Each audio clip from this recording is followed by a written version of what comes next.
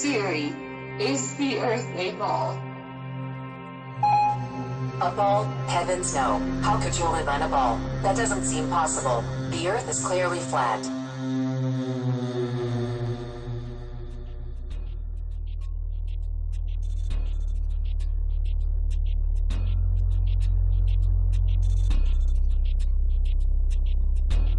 So mainstream science tells us that the Earth formed 4.6 billion years ago, after a Big Bang that created the known universe.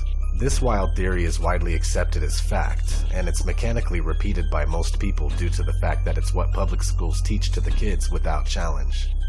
There is absolutely no possible way to determine whether or not an event took place that long ago. It's actually very strange that anyone would believe this nonsense.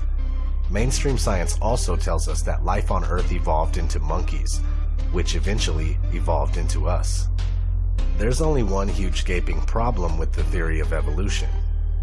We are not only missing one link between monkeys and humans, but we are missing hundreds, if not thousands, of evolutionary links. Maybe more. They want us to believe that one day we fell out of a monkey's ass and we landed on a spinning ball that's advancing through outer space at ridiculous speeds. We are being deceived. Let's put it in perspective. They think they came from monkeys, okay? I don't care how many letters they have after the name. You know, these guys go to school, they read books, they come out believing they came from monkeys, and then they have the audacity to say that we're the stupid ones. Listen to what they have to say. In the beginning, there was darkness, and then bang, giving birth to an endless expanding existence of time, space, and matter. Every day, new discoveries are unlocking the mysterious, the mind-blowing, the deadly secrets of a place we call the universe. It is, of course, a mystery as to why the universe exists in such an intelligible manner. But it suggests to me, at least, that there's a deep link between the universe, the grand scheme that's unfolding, and beings like ourselves. Somehow, the universe has become self-aware. It's engineered the emergence of comprehending, thinking beings like ourselves who can come to know the universe. Some people marvel at the fact that the universe has, over billions of years, given birth to beings who can appreciate its complexity. We can even ponder where and how we fit in. But at the dawn of history, people thought they knew the answers to these profound questions. The ancients viewed their world as a snow globe. It's essentially a flat Earth, say a disk, covered by a dome. And we call this in English a firmament. And in the firmament is where all the stars and the planets were hung. Almost all ancient cultures believed their universe existed in a dome similar to this one. And they never questioned who created it. The ancients assumed that there was a god or gods responsible for the creation and the maintenance of the universe. The idea that God created the universe went largely unchallenged until the Middle Ages, when scientists made a sacrilegious suggestion based on their observations. The sun, not the Earth, was at the center of the universe. It was a paradigm shift. There is now another way to explain the naturally occurring phenomena around us, and this is science. Since the Middle Ages, scientists have developed sophisticated new theories about the enormity of the universe and our place in it. Theories that often have no room for God. Many phenomena have appeared mysterious or miraculous or magical. And then through the process of science, we've eventually understood them. Scientists gradually realized that the sun really is just one star among a multitude of stars in a gigantic galaxy, having hundreds of billions of such stars. And all this was created in a Big Bang 13.7 billion years ago. But while scientific theories, observations, and experiments tell us where we are in the cosmos, they don't answer the eternal questions: why we're here, and who, if anyone, created us. So while it appears a divine creator planned the universe, many physicists say apparent fine-tuning doesn't prove anything of the sort. Something else must be at work. But what, other than God, could possibly explain the remarkable series of events that led to the creation of life in our universe? One very popular contender is an idea that seems at least as incredible as the idea of God. It's the multiple universe theory. A very large number of universes, perhaps even an infinite number, could in principle exist in a vast hyperspace. We can understand the idea of hyperspace by comparing it to a mug of beer. The beer mug would be the hyperspace, and the bubbles would be these individual universes.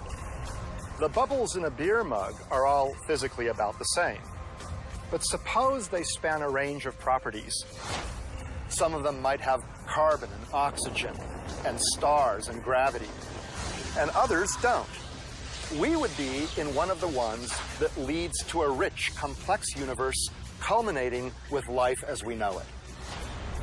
If there are an infinite number of other universes, the fine-tuning that seems to be present in ours isn't an example of God's plan, but rather the law of statistics. Most of these universes wouldn't naturally develop in ways that fostered intelligent life, but a few would. So then the explanation for the specialness of the universe is that we are winners in a gigantic cosmic lottery. It stands to reason that we couldn't be living and discussing this in a universe that was hostile to life. Only the bio-friendly ones get populated with thinking beings. Having a multitude of universes is actually quite a simple and natural consequence of some of the most favored models for the birth and early evolution of our universe. It's kind of like stars and planets. As long as you have the capacity to make one, it's easy to make lots of them. Oh, really?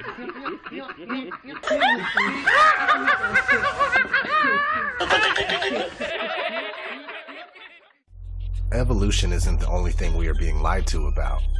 The Earth under our feet has been molded into a spinning ball that is a byproduct of the Big Bang, which is a theory that was introduced to science in 1931. In order for the theory of evolution to be reasonable, the Big Bang that was somehow pinpointed to 13.7 billion years ago has to be true. In the Big Bang cosmology, the Earth is a rotating sphere orbiting around the Sun.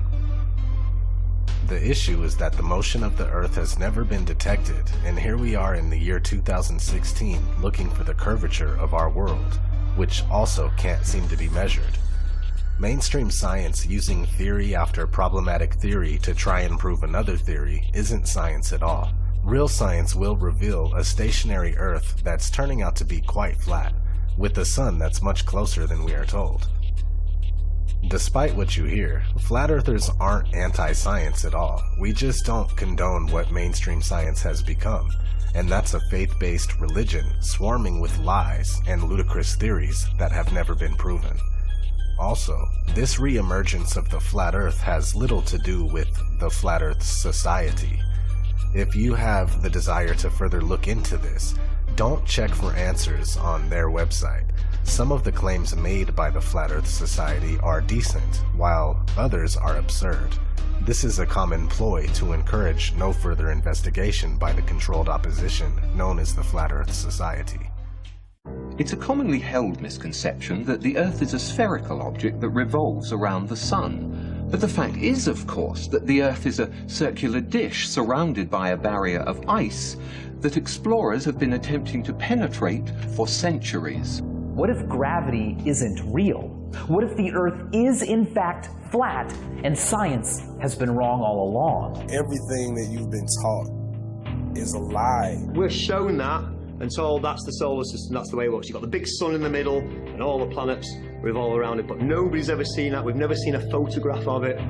We've never seen, real part. We've certainly never seen any animation of it, even though there's supposed to be a probe out in Pluto at the moment. Nobody's ever seen the solar system like this. It's always graphics, it's always secondary knowledge. Things that people hold dear and call fact, like gravity, like the age of the universe, the universe formation itself, the age of the Earth, they're all dependent on things that are unproven. While they're good to consider, we should consider everything. You have allowed them to become facts that appear in our textbooks taught by professors to kids as facts. The argument, for all practical purposes, came to an end when the Church of England was established by law during the 16th century. They embraced many radical scientific notions prevalent at the time, including Copernicus' round Earth theory. With this endorsement, the theory found its way into the schools, which were then largely controlled by the Church. It has remained there to this day, and many children have accepted it without question. All-seeing eye and the square compasses. Here we have Buzz Aldrin, the second man, supposedly that walks on the grey dust of Kubrick's film set. Showing off, they don't try and hide it, it's amazing. There's his Masonic ring, he's got his Shriner hat there. And these guys, yeah, they're supposedly praying to the command module. Looks like a pyramid to me.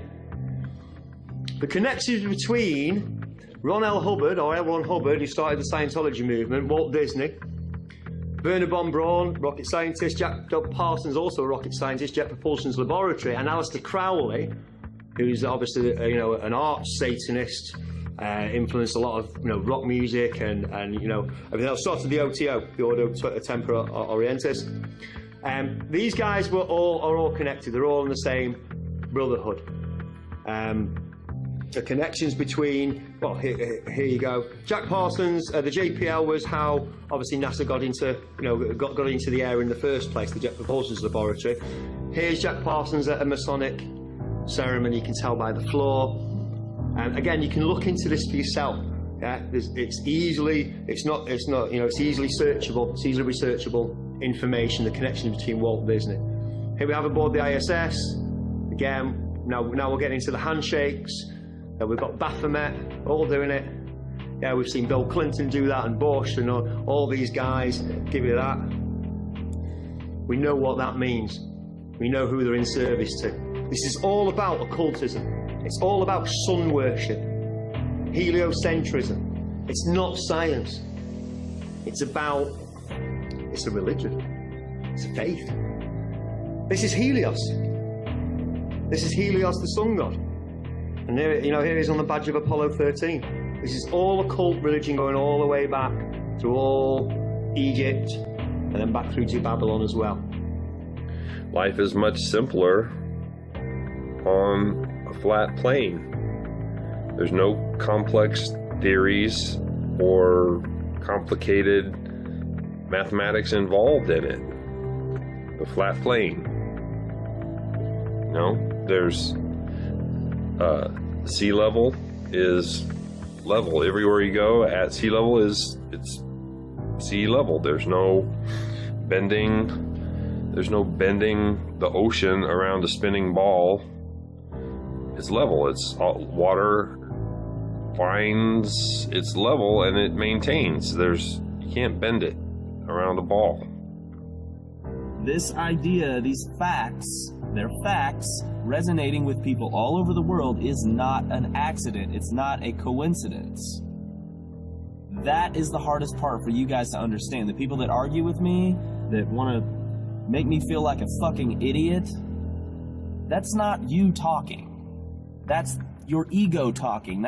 You have to convince yourself verbally to somebody who is challenging your own beliefs to make yourself feel better and to help you sleep at night. The flat earth is a perfect example of that. You refuse to look at the information. It's stupid. Well, why is it stupid? Well, it just is. Every little thing that you've brought up, all of you, can be refuted and explained differently, but you refuse to see that. You refuse to look at it. That makes you ignorant. That is the definition of ignorance. So how does Hollywood brainwash you? Well, one way is like this. They begin their movies on a globe and then they zoom in to whatever the first scene is. Real clever way to brainwash you in the very first scene of any movie you see. Universal Studios is so bad they use this goddamn globe as their logo. as their intro to every single movie that they make. At the beginning of every single movie Universal makes, you're going to see this spinning globe logo. So it doesn't even matter what the movie's about. You're going to be brainwashed. No video, real video of the real Earth spinning in space, which we'd all like to see, actually exists. This is what is shown. This is last year from the Discover satellite, the Epic camera.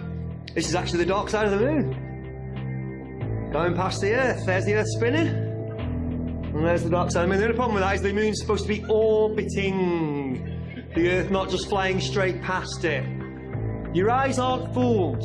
Yeah, you've got your own senses, trust your senses, this is clearly CGI, but you go to NASA's website and they will claim this was taken from 1 million miles away from Earth by the Discover satellite. You will notice also that the clouds don't really move. I mean, they move across, but they don't change, don't swirl, they don't change direction. 5 hours, 3:50 to 8:45 is nearly 5 hours of time-lapse photography. Those clouds do not move at all. You ever been mind-fucked before?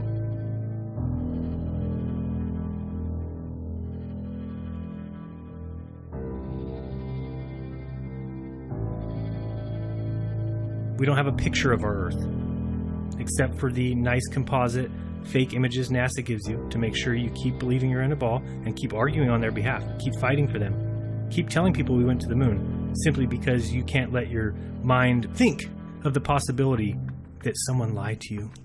The government lied to you. They can't lie. They're my government. Believe me, it's hard for all of us. That's crazy. The government doesn't lie to people. I was a huge Star Wars fan. Very, very disappointed to find out that I'm just being programmed. Again, it's a multi-pronged approach. I show you in, they're not trying to pretend that Star Wars is real in any way, but again, it's impressing your brain again and again and again that the space and planets and spaceships and they're all around and everything else. Okay, it's Hollywood. So now we've got the ISS. Does this look solid? Does this look like a solid machine to you? But how do we know these are real? We don't. But I tell you what you don't see from the ISS, which you really should and you never do, is one of the 17,000 satellites that are also supposed to be spinning around up there as well. What difference does it make if it's a globe or if it's flat? They're stealing your money and showing you cartoons and CGI. Wouldn't that make a difference if it was a globe or if it was flat? Because they keep showing you cartoons of a globe. They show you CGI of a globe. They show you Hollywood trickery of a globe. They're stealing your fucking money. If it's flat, that begs the question, hey, what the hell have you been showing us this ball for all this time? What have you been doing with our money? Did you guys go to space? Is evolution actually real? Did you guys just make this shit up? See, these are the questions we need to be asking. There might be more land out there to be discovered. There might be a fucking firmament up there. We don't know. They've stolen our mind from us and stuck us on a cartoon ball. We are being lied to, controlled, manipulated, stolen from, and I'm not going to stop speaking out. There's a quote by Tesla. Today's scientists have substituted mathematics for experiments, and they wander off through equation after equation and eventually build a structure which has no relation to reality. That's what happened with the globe theory. Everybody knew the world was flat until one day some guy came along and said, "Oh no, it's a ball. We're spinning through space. We're circling the sun." A lie is a lie, even if everybody believes it. And truth is truth, even if no one believes it. Ptolemy refined a system with Earth at the center. For 1,500 years, Ptolemy's system was used as the basis of astronomy and calendars, and it worked quite well. Copernicus hated that, and Copernicus set about to undo Ptolemy's greatest discovery. While working at the request of Pope Leo X on improvements to the Julian calendar, Copernicus conceived what turned out to be the foundational idea of modernity itself. The idea that the Earth moved. Not all were persuaded by Copernicus, however. The greatest astronomer of the time, Tycho Brahe, developed a new geocentric model. The Earth occupies the center, the planets orbit the sun, and the sun orbits the Earth. They basically stole our minds and enslaved us by showing us a picture of a ball. Said, here's what you live on, it's a ball. And then they show us a different picture of a ball. Here's a different picture of a ball. And everyone's just like, yeah, that's the same place. It doesn't matter if the colors of the continents change. It doesn't matter if the color of the oceans change. It doesn't matter if the continents change sizes, change locations. Tycho hired a young assistant named Johannes Kepler in 1600. Kepler, working on his own development of the Copernican system, needed Tycho's observations, but Tycho refused to part with them. When Tycho died suddenly and mysteriously in 1601, Kepler took charge of Tycho's observations and used them to develop his own system. In Kepler's system, the sun is in the center, while the planets move on ellipses, non-uniformly. The ellipse, with its two foci, allows us to see that Ptolemy's epicycles and equant were actually a brilliant attempt to express non-uniform motion centuries before Kepler. Indeed, once the concept of non-uniform motion is introduced, all of these systems can be shown to be geometrically identical. Copernicus was the main guy who started off the revolution. His book on the revolutions of the celestial spheres changed, thousands of years of thinking about the Earth being completely still, as you can experience it for yourself every single day of your life, and obviously the bodies move in the heavens above us. That's what your senses experience. Copernicus changed all that around, but he didn't use any science. There's no science in his book. He got his ideas from the Hermetica, from Hermes Trismegistus, and it basically says how the sun sits enthroned in the middle of the solar system, and we all orbit around it. What's that sound like to you? That sounds like sun worship. It sounds like sun cult to me.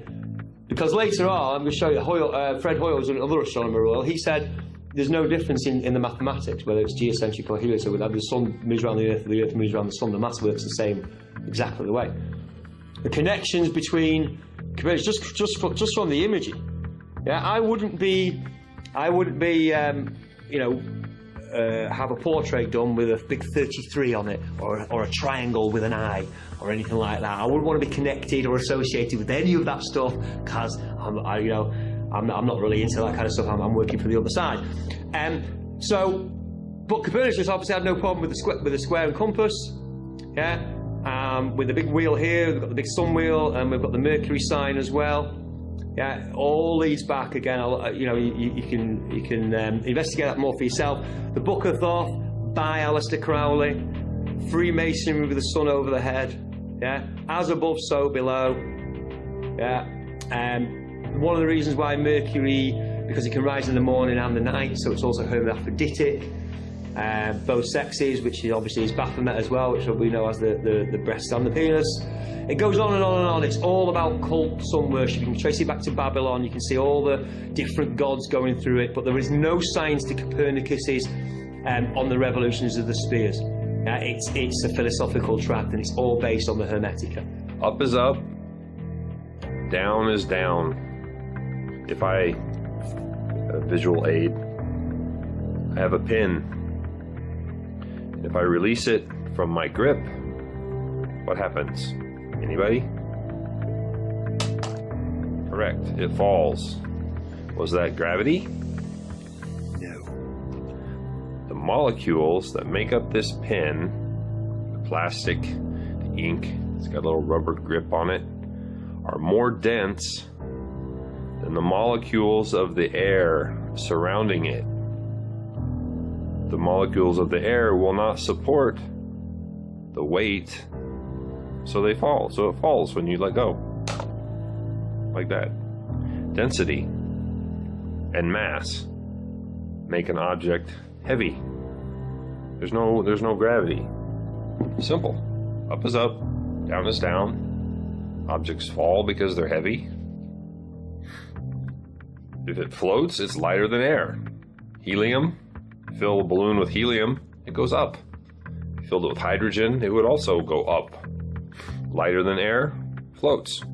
Heavier than air, falls. It's not complicated. Gravity is a god because it's the answer. It's the magic answer to everything. Why? How does the Earth keep us on, but it still spins around, it still orbits, and gravity? How's the moon? How's the type of gravity? Why doesn't the moon fly off to the sun? Because the sun's got bigger gravity. It's the way gravity works. Don't worry about it, it's gravity. Gravity is the god that explains everything very, very magically.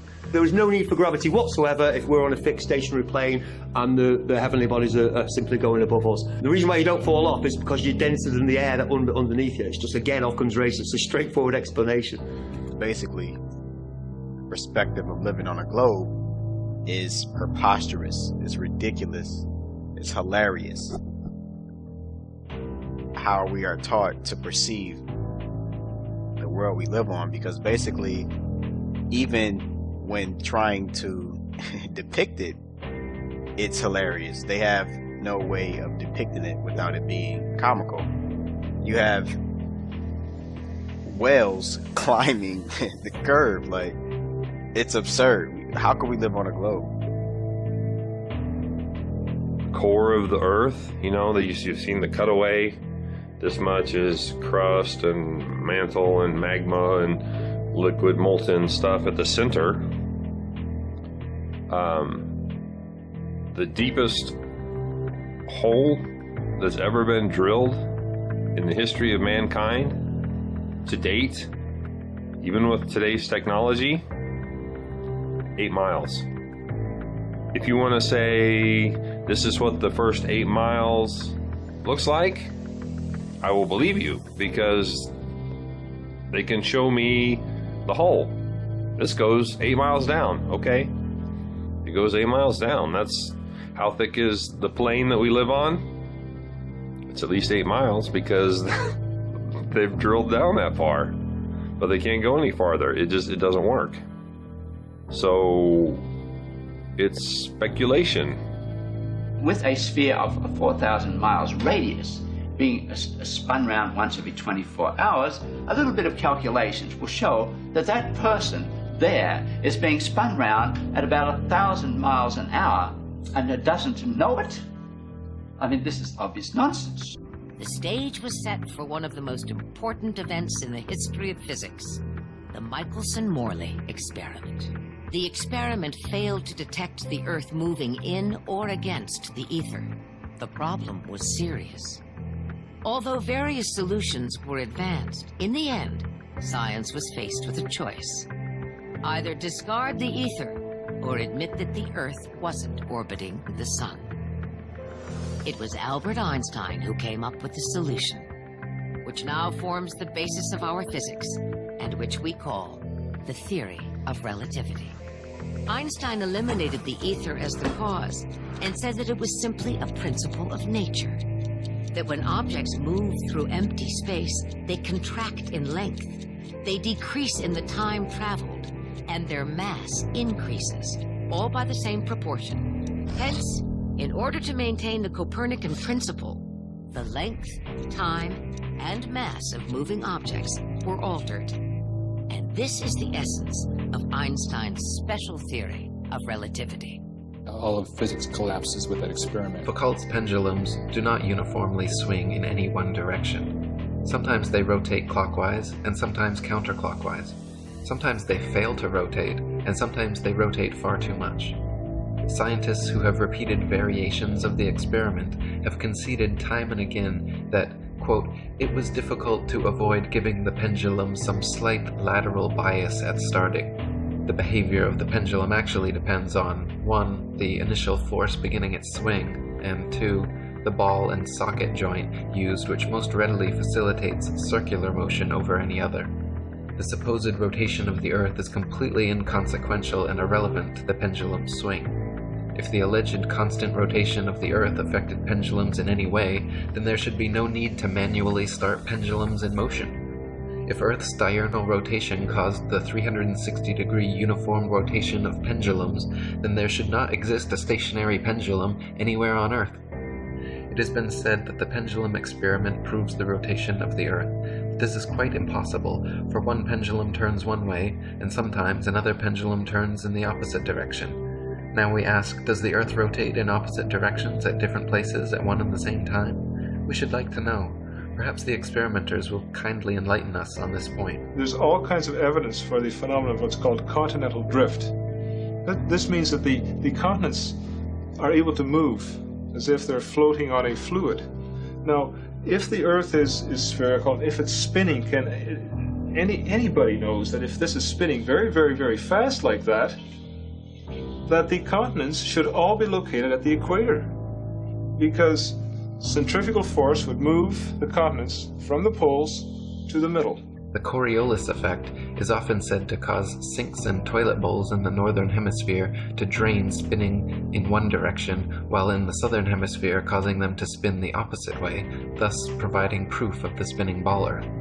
Once again, however, just like Foucault's pendulums spinning either which way, sinks and toilets in the northern and southern hemisphere do not constantly spin in any one direction. Sinks and toilets in the very same household are often found to spin in opposite directions, depending entirely upon the shape of the basin and the angle of the water's entry, not the supposed rotation of the Earth.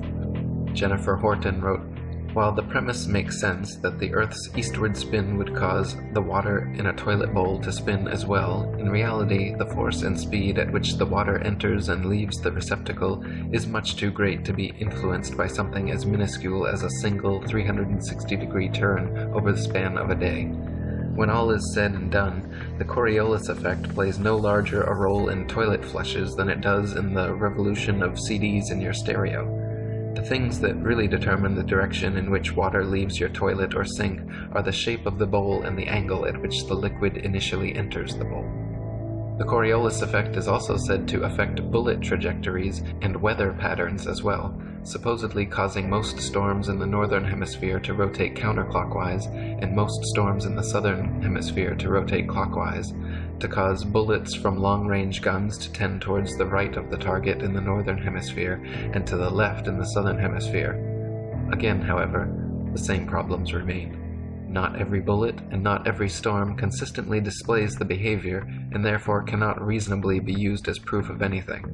They got us to ridicule it, and that was the genius in their whole plan. If you ridicule something socially, it's ridiculous, so I'm not going to look into it.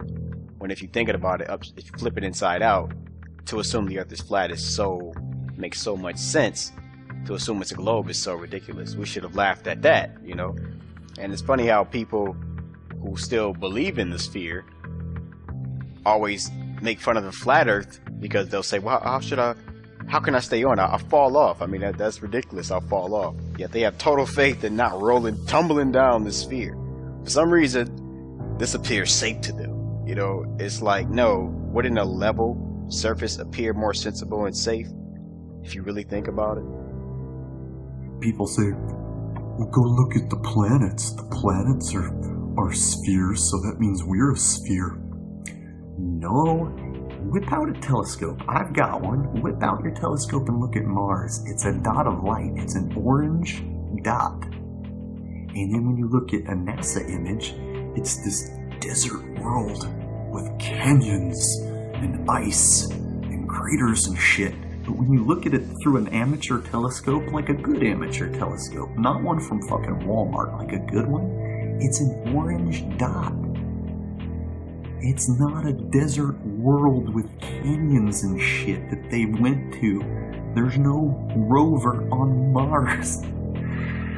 They're prepping us with movies like The Martian so they can steal our money on a fake trip to Mars, just like they stole our money on a fake trip to the moon.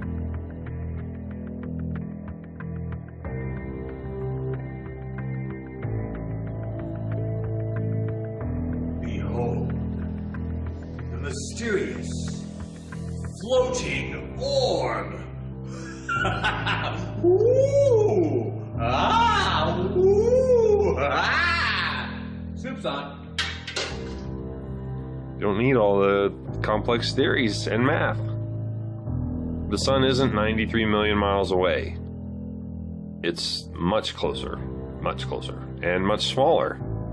Oh, it's 400 times bigger than the moon, but it's also 400 times farther away, so it appears to be the same size.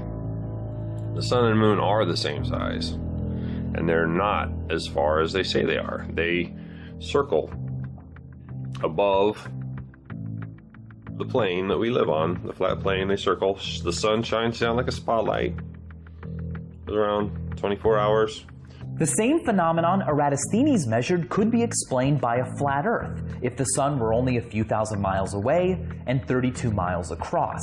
The math would work out the same.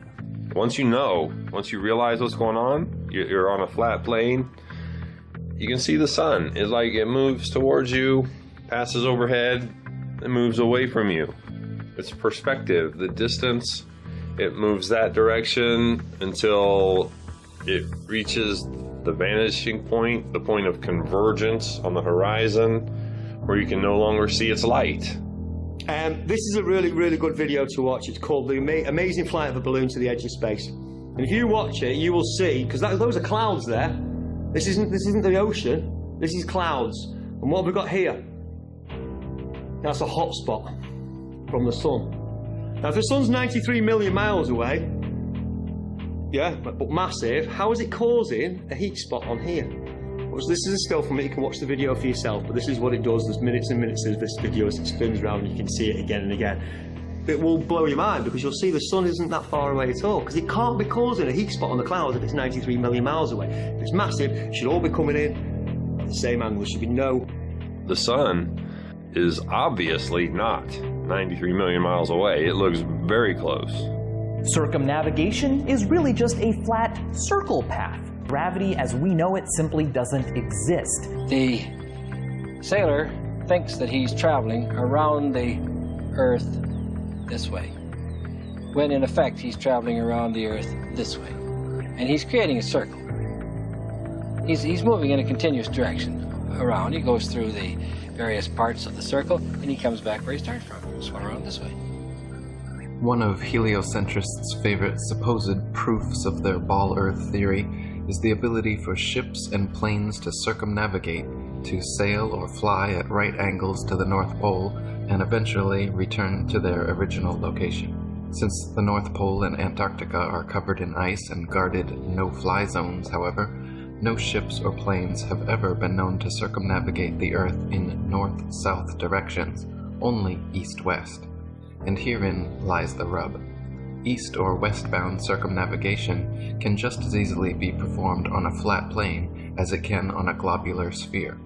Just as a compass can place its center point on a flat piece of paper and trace a circle either way around the pole, so can a ship or plane circumnavigate a flat Earth. The only kind of circumnavigation which could not happen on a flat Earth is north-south bound, which is likely the very reason for the heavily enforced flight restrictions.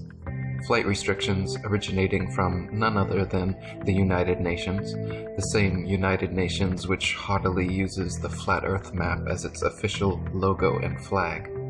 So the ball earther's logical argument is that only a globe can be circumnavigated, the Earth has been circumnavigated, and therefore the Earth is a globe. This is indeed a logical modus ponens statement, but the conclusion is rendered invalid because the first premise, that only a globe can be circumnavigated, is categorically false. There is no curve, man. You went up on top of your house and saw the curvature. You went on a plane and saw the curve. No, you didn't. There is no curvature. You know how I know? I tried to debunk the flat Earth and I failed. That's how most of us get started. We try to debunk the flat Earth and we fail.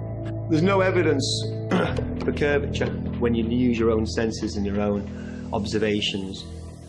Cross Lake Michigan, from St. Joseph to Chicago, is 60 miles. Over 60 miles, anything under 2,400 feet should not be seen. This is a visual of how that works. See the blue, obviously the green line is your straight out Because if you were looking straight out, obviously the Earth's supposed to curve, so the blue line is where it curves.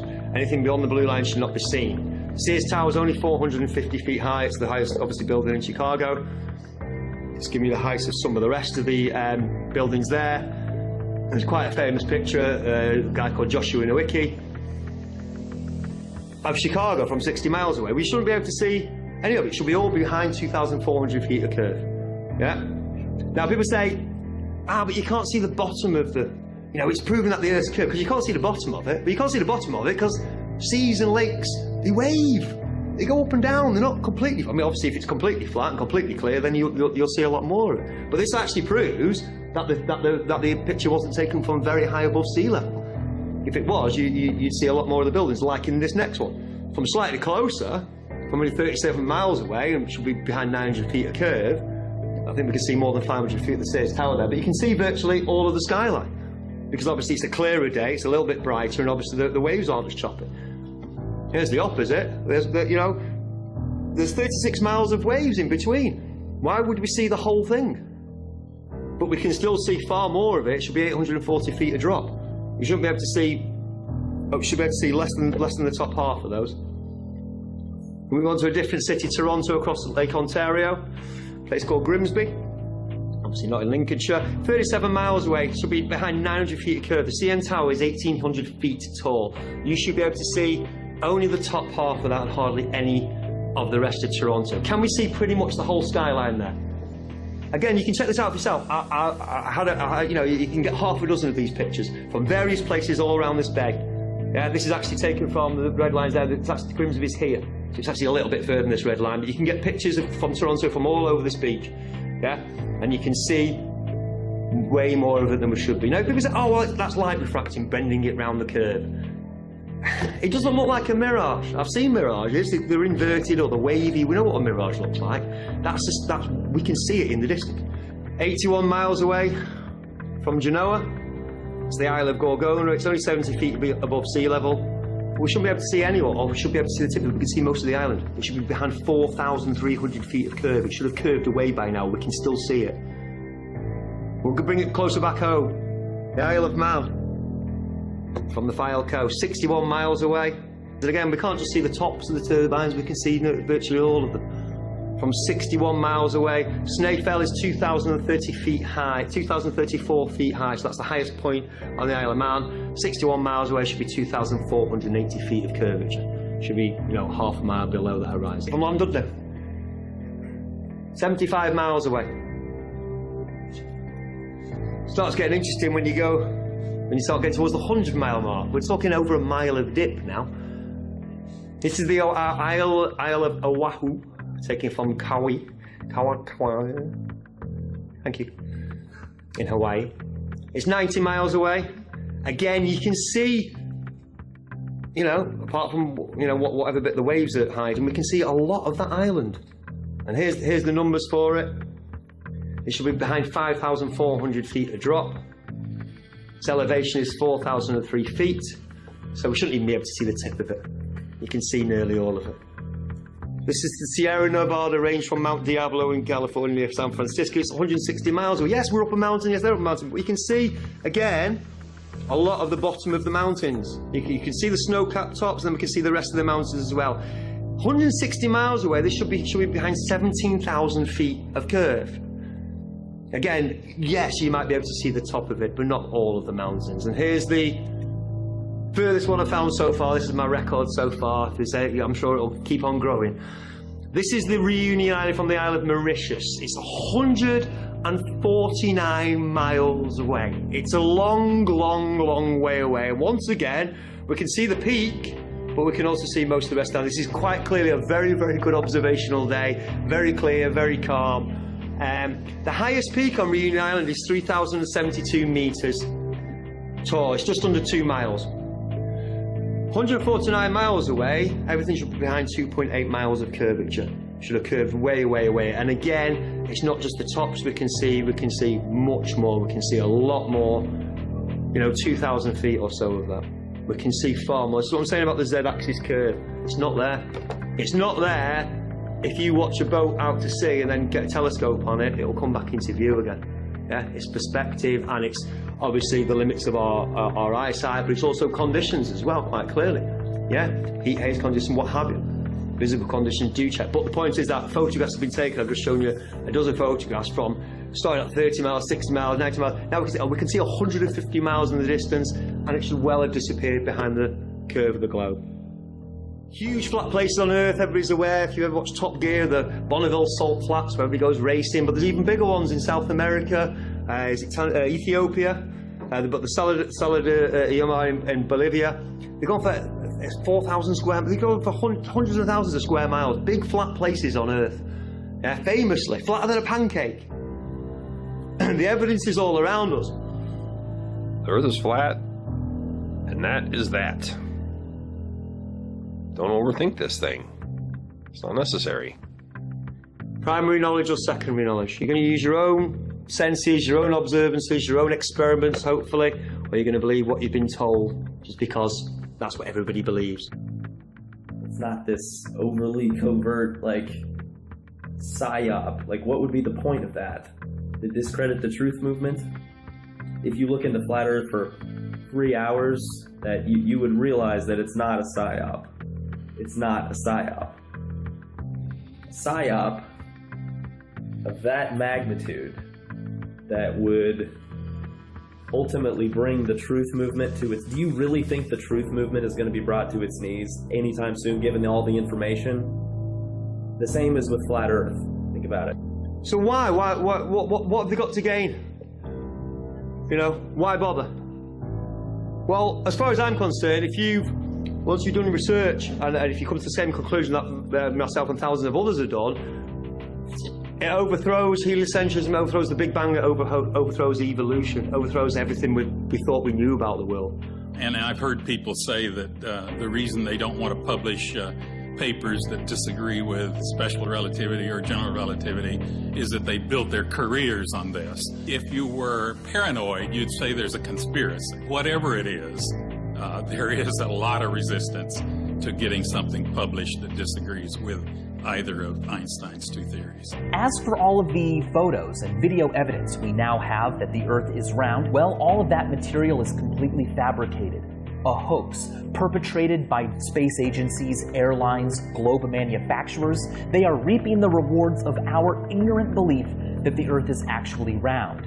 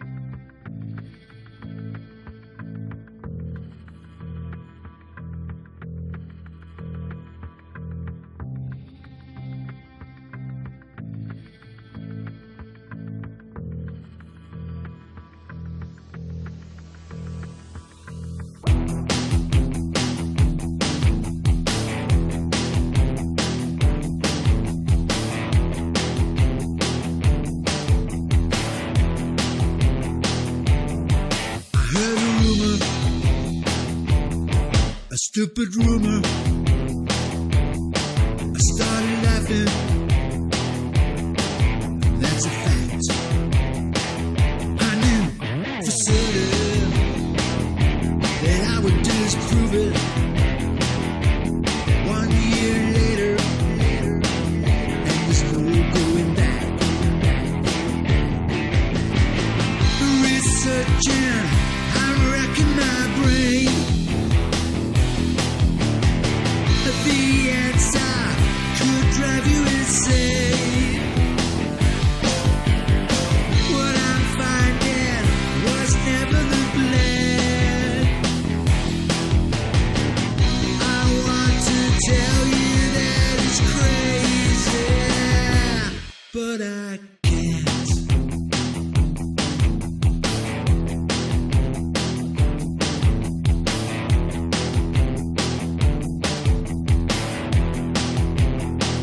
So here's the story, and it's true, a true story.